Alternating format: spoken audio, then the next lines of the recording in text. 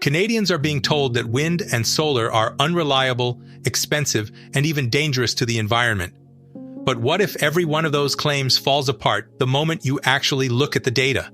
And more importantly, who benefits from keeping those myths alive? This is Bo Kaufman of the Sanity Project. So I wanted to go deeper on this, and because there's a gap between what people are being told and what the data actually shows. I asked two journalists to dig into this properly, to go through the evidence, the reports, and the research behind it. Senior anchor Rachel Bennett and investigative reporter Michael Reeves. Here's what they found. All right, Bo. So this is one of those issues where the story people are hearing doesn't really match the underlying reality. So let's start with the core claim that wind and solar are unreliable and expensive, because once you actually look at the data, that argument starts to fall apart pretty quickly. It really does. I mean, it falls apart spectacularly. Right. Just to give you an immediate sense of, like, the gap between the rhetoric and reality, critics constantly claim that solar panels are going to create this catastrophic mountain of toxic waste over the next few decades. Which you hear all the time. Exactly. But when you examine the physical data, the global economy produces 50 times that amount of highly toxic waste every single year just by burning coal. Wait, 50 times the waste? Every single year, yeah. The scale of the misinformation is just staggering. That completely flips the script. And, well, that is exactly our mission today. We're looking at a massive stack of sources for this deep dive. Yeah, we've got a lot of ground to cover. We really do. We've got data from the Canada Energy Regulator, the Pembina Institute, peer-reviewed research from Yale Environment 360, policy briefs from the Policy Integrity Institute, and technical analyses from Carbon Brief. It's a very solid stack. It is. Now, because this topic has become, a massive political lightning rod, Yeah.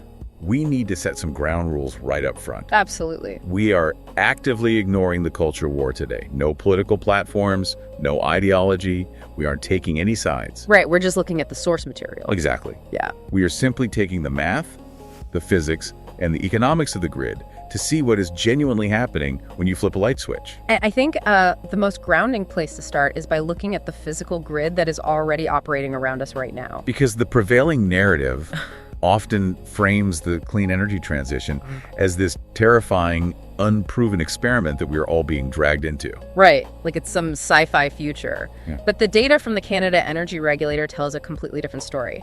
Canada's grid is already 67% renewable today. Wow. And if you factor in nuclear power, the grid is 80% non-greenhouse gas emitting. Wait, hold on. 80% non-emitting. Yeah. I think the average person assumes we're at like maybe 10 or 15% clean energy, and the rest is just all fossil fuels. I mean, it's a super common misconception. Now, obviously, a massive foundation of that is our legacy hydroelectric power.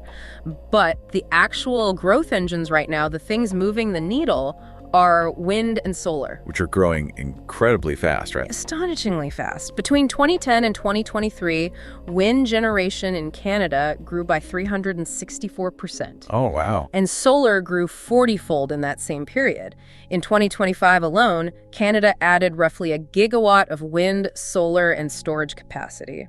Let's translate that for a second, because when we throw around terms like gigawatt, it can sound like science fiction to the listener. Sure. What does that actually look like in the real world? So broadly speaking, a single gigawatt of power capacity is enough to supply roughly 750,000 homes. Just a massive amount of power. Exactly. And we just bolted that onto the national grid in a single year, bringing the total national installed capacity to around 25 gigawatts. That's huge. It is. This isn't, a hypothetical model sitting in some engineering lab. It's the electricity powering the device you're using to listen to this right now.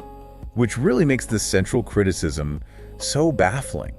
Like, people talk about this transition like it's some terrifying experimental future, but aren't we already living in it? We absolutely are. So if the grid is already fundamentally green and we are adding gigawatts of capacity, why is the loudest argument against renewables always, when the wind doesn't blow and the sun doesn't shine, the lights go out? Yeah, that one comes up constantly. And that argument persists because it relies on something called the baseload fallacy. Okay, I saw this mentioned in the Policy Integrity Institute brief, but I need you to break it down. Sure. Because to someone who isn't a power engineer, the idea of a baseload sounds like common sense. You need a massive, heavy base of power that is just always turned on, right? Well, it sounds like common sense because it perfectly describes how we built grids in the 1980s. Oh, okay. Historically, grid operators relied on massive thermal plants, like huge coal or nuclear facilities, and these machines cost an absolute fortune to build. Right. But once they were running, it was highly inefficient and frankly really expensive to turn them off and on again. So they just did it. Exactly. Engineers just left them running 24 hours a day, 7 days a week, and that minimum continuous output was called the baseload. So baseload was essentially just a description of how we operated those specific clunky machines. Yes. It isn't an actual law of physics that a grid absolutely requires a massive fire burning somewhere at all times to stay online. That is the critical distinction right there. Critics of renewables have basically twisted an old economic limitation into a fake physical requirement. I see. Modern grids simply don't operate that way anymore.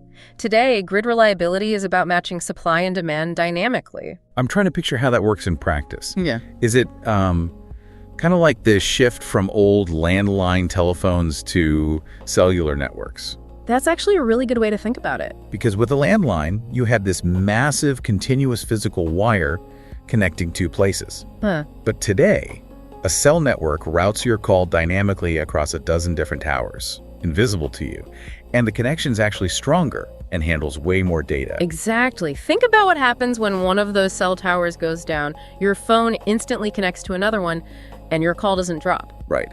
That is exactly how a modern distributed grid works. Instead of relying on one giant coal plant, you rely on geographic dispersion. Geographic dispersion, meaning spreading it all out. Right. If a weather front is stalling wind turbines in one region, the sun is usually shining in another, or offshore winds are picking up elsewhere. So it balances out. It balances. You combine that wide geographic net with highly interconnected transmission lines, and crucially, this is the big one, battery energy storage systems. Right. Or BSS. Yeah, the battery storage data in the sources is fascinating. Yeah. Because I think when people hear batteries on the grid, they literally picture a warehouse full of AA Duracells. Right, which isn't quite it. These are massive grid-scale industrial installations. They usually use advanced lithium-ion or flow battery technologies, and they are being deployed at breakneck speed. Give me an example. Well, in recent procurements alone, Ontario added over 500 megawatts of battery storage. Wow. And what these facilities do is monitor the grid's frequency millisecond by millisecond. Millisecond by millisecond. Literally. So when a cloud passes over a massive solar farm and generation dips for a moment, the battery facility instantly discharges power onto the grid to replace it. Oh, wow. It happens so fast the lights don't even flicker. And people forget that the old massive fossil fuel plants fail, too. I mean, we've seen those brutal cold weather events in places like Texas or Alberta where the physical infrastructure of gas plants literally freezes. Oh, thermal plants are incredibly vulnerable to extreme weather. Fuel lines freeze, coal piles get soaked and freeze solid. Right. And when a massive gigawatt gas plant trips offline unexpectedly, it leaves a huge sudden hole in the grid. Which causes blackouts. Exactly. Variable renewables, by contrast, are incredibly predictable. We know precisely when the sun will set. Obviously. We have advanced meteorological forecasting for wind, we know exactly what the system will do, and we program the batteries to smooth it out. Okay, so the engineering holds up, the lights stay on, but that brings us to the second pillar of the narrative. The cost. Right. The money. Yeah. Even if the system works, people are constantly told that this is an incredibly expensive, elite, green experiment that is just driving up their cost of living. Well, if you look at the global numbers from IRENA, that's the International Renewable Energy Agency, the cost argument is entirely disconnected from reality. How so? By 2024, utility-scale solar became roughly 41% cheaper than the least-cost new fossil fuel alternatives. 41%. I mean, that isn't just a marginal improvement. That is a fundamental market shift. It is a total disruption, and we see it in the Canadian data from the Pembina Institute, too. Contracted costs for wind and solar here have plummeted by half over the last decade. Cut in half. Yeah. Let's look at recent procurements in Saskatchewan and British Columbia. Wind and solar came in between $64 and $110 per megawatt hour. Okay, so for the layperson, a megawatt hour is roughly the amount of electricity an average home uses in an entire month. Exactly. So between $64 and $110 to generate a month's worth of home power. How does that compare to, say, building a brand new nuclear plant? Current estimates for new nuclear generation sit between $152 and $266 per megawatt hour. Oh, wow. So new renewables are literally a fraction of the cost of new nuclear. A fraction. And substantially cheaper than building new natural gas plants, too. All right, I have to stop you there, though. Yeah. Because if I'm listening to this right now, I'm looking at my recent utility bill and I'm furious. I get that. If the fuel is literally free and the technology is 41% cheaper, why hasn't my power bill been cut in half? Where is that money going? It's incredibly frustrating for consumers, I totally agree. But your electricity bill is basically a layered cake. Generating the power is only one slice of that cake. Okay, what are the other slices? You are also paying to maintain decades-old legacy transmission lines. You're paying off the massive debts from when those expensive older power plants were built, and you're dealing with standard inflation on labor and materials across the board. Right, so generation is just a piece of the puzzle. Yeah, but here is why the generation shift matters so much. Renewables introduce the concept of zero marginal cost. Explain how that changes the game. Well, think about a natural gas plant. You spend $1 billion to build it, but then you have to keep buying natural gas every single day for 30 years to keep it running. It just means you're at the mercy of the market. Exactly. You are tethered to global commodity markets. Look at what happened in 2022. Right. Global supply chains were disrupted, geopolitical conflicts erupted, and the price of natural gas skyrocketed globally. Consumers We start hearing about how wind turbines are, like bird shredders, and solar panels are this toxic menace. It's fascinating how the exact same people defending the fossil fuel industry suddenly become die-hard ornithologists when a wind turbine is built. It is a remarkable pivot. Suddenly everyone's deeply concerned about bird populations. Right. But, ecology is important, so we should look at the actual data. Fair enough. Do wind turbines kill birds? Yes, they do. Estimates in the United States show wind turbines kill around 300,000 birds annually. 300,000, which sounds like a horrifying number in isolation. In isolation, it absolutely is. But context is everything in data science. Yeah. Yale Environment 360 contextualized this beautifully. House cats kill up to 4 billion birds a year in North America. 4 billion? Yes, and the glass windows on our office buildings and homes kill up to 1 billion birds annually. So turbines account for a fraction of a percent of what, like, Fluffy does in the backyard. Exactly. And the ultimate existential threats to bird populations are habitat destruction and changing climates, both driven heavily by fossil fuel extraction. Right. But the wind industry isn't just ignoring their impact either. They are deploying incredibly effective, sometimes shockingly simple solutions. This was my absolute favorite part of the research stack, the black paint study. Oh, it's brilliant. Researchers ran a long-term experiment at the Smello wind farm in Norway. They took a standard wind turbine and simply painted one of its 3 blades black. No lasers, no advanced robotics, just a bucket of black paint. Literally just black paint. Because turbines spin rapidly, the blades create a white motion blur that birds, especially large raptors like eagles, simply can't see. Right, they just fly right into it. Yeah. But by painting one blade black, it breaks up that visual blur. It creates a stark, flashing visual contrast. And that single coat of paint reduced bird fatalities at those turbines by 70 to 80%. It's almost absurd how simple that is. You solve a multi-million-dollar ecological friction point with a trip to the hardware store. And for highly sensitive migratory routes where paint isn't enough, they are deploying AI-driven camera systems. Oh, wow. How do those work? These cameras scan the horizon, identify specific endangered species of birds approaching, and automatically communicate with the turbine to slow down or stop spinning for the 3 minutes it takes the bird to pass. And does stopping the turbine ruin the grid's power supply? Not at all. Data shows this kind of highly targeted curtailment eliminates fatalities while sacrificing less than 1% of the turbine's total energy production over the course of an entire year. Amazing. It's a completely solvable engineering challenge. Which brings us back to that terrifying metric you dropped at the very beginning of the deep dive, the solar waste tsunami. Right. The idea that in 25 years, our landfills will be overflowing with toxic heavy metals from dead solar panels. So according to Carbon Brief's analysis, the projected global solar waste by the year 2050 is estimated to be between 54 and 160 million tons. Which, again, sounds massive. It does, until you look at what we are currently doing. As I mentioned earlier, the world produces 50 times that amount of waste every single year in the form of coal ash. 50 times. Yeah. And the composition of that waste is vastly different. A solar panel is primarily made of glass, an aluminum frame, and silicon. So basically just sand and metal. Pretty much. There are trace amounts of silver and copper, which are highly valuable, and the recycling infrastructure is rapidly scaling up right now to recover them. Right. Coal ash, on the other hand, is laced with arsenic, lead, and mercury. It sits in massive, unlined sludge ponds that frequently leach into local groundwater. That's horrifying. It is. When you run a full life cycle analysis, obviously every piece of human infrastructure has an impact. But wind and solar are orders of magnitude less destructive than extracting, transporting, refining, and burning fossil fuels. It completely reframes the argument. Yeah. We aren't comparing renewables to some magical zero-impact fantasy energy. We are comparing them to the reality of digging up millions of tons of rock and setting it on fire. Exactly. It's about choosing the system that does vastly less damage. Okay, let's bring this down to the street level for a second, because this touches on the final and perhaps most emotionally charged myth, the human element. The jobs. Yeah. We are constantly told that this transition is an elite coastal agenda that is actively destroying blue-collar jobs in the heartland. Look, that narrative preys on very real economic anxiety, but it fundamentally misunderstands where the economy is growing.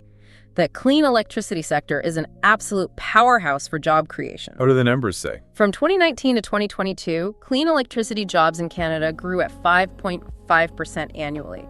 That is 10 times faster than the growth rate of the overall Canadian economy. But what do those jobs actually look like? Because the stereotype is that we are trading physical roughneck jobs for guys in cleanroom suits analyzing data on a laptop. Not at all. These are highly physical, deeply local trades. We're talking about heavy equipment operators grading land and pouring concrete for massive solar arrays in the prairies. Real boots on the ground work. Absolutely. We are talking about steel workers and specialized technicians climbing 300-foot wind turbines in Atlantic Canada to perform mechanical maintenance.